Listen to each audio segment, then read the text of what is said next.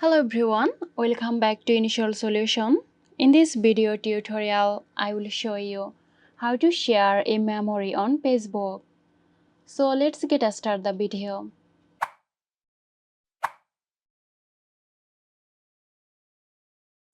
At first open the Facebook app and now tap on the three horizontal lines in the top right corner.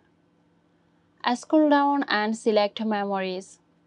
Here you will find posts, photos and moments from past years. Scroll through your memories and find the one you want to share. It could be a photo, post or any moment Facebook reminds you of. Once you have found the memory, you will see a share button below it. Tap on it to open up sharing options. Before posting, you can add text or tag friends to personalize the memory. When you are ready, tap post. And that's it. You have just shared a Facebook memory. If this video helped you out, make sure to hit the like button and subscribe to Initial Solution for more quick and easy tutorials. This video is sponsored by Girosoft. Girosoft offers graphic design, UI UX design, digital marketing and web development.